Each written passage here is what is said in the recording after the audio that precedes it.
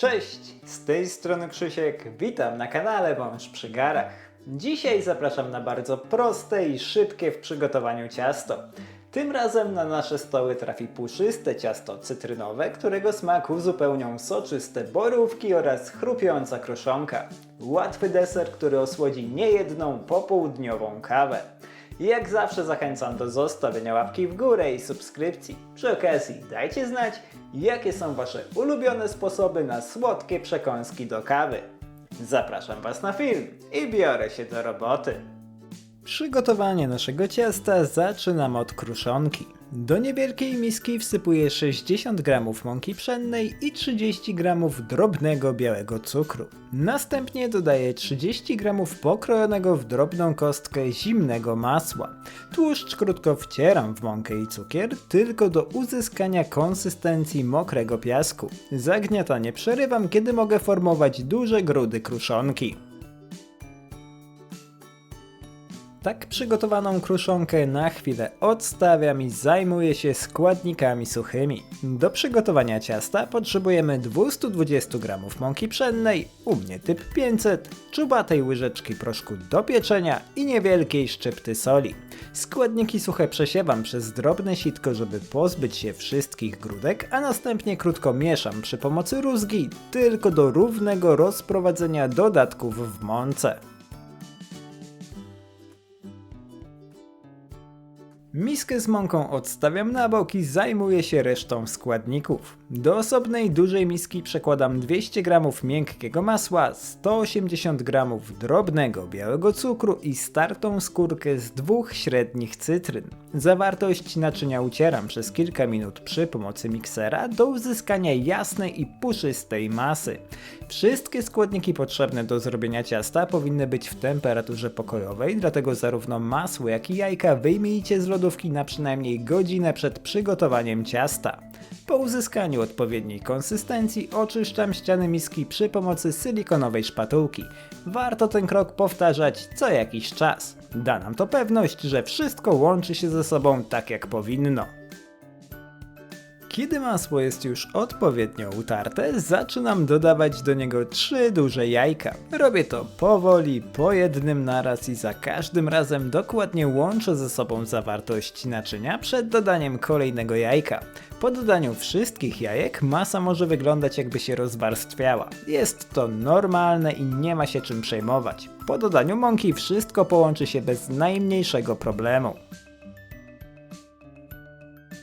Po jajkach nadchodzi czas na świeżo wyciśnięty sok z 2 średnich cytryn. U mnie wyszło go około 60 ml. Całość krótko mieszam tylko do rozprowadzenia soku i odkładam mikser. Nie będzie nam już potrzebny. Na tym etapie pozostaje nam już tylko dodać składniki suche. Podobnie jak jajka dodaję je w 3 partiach, po kilka łyżek naraz i za każdym razem ostrożnie łączę je z maślaną masą przy pomocy silikonowej szpatułki, tylko do chwili, kiedy przestaje widzieć mąkę. Nie mieszajcie ciasta zbyt długo, bo wtedy wyjdzie ciężkie i zbite, a nie o to przecież chodzi.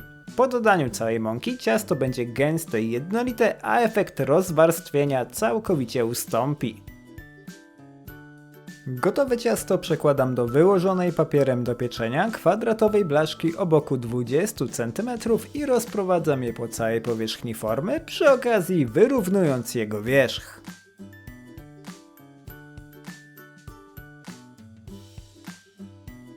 Na górę ciasta wykładam 120 g borówek. Owoce rozrzucam po powierzchni ciasta tak, żeby każdy ukrojony kawałek zawierał kilka owoców. Jeśli chcecie, możecie dodać więcej borówek, ale uważajcie, żeby nie przesadzić z ich ilością, bo możecie skończyć z bardzo mokrym ciastem. Po wyłożeniu owoców górę ciasta przykrywam grubą warstwą kruszonki. Według mnie kruszonki nigdy za dużo, dlatego używam wszystkiego, co przygotowaliśmy, ale jeśli wolicie cieńszą warstwę, możecie użyć tylko takiej ilości, która Wam odpowiada.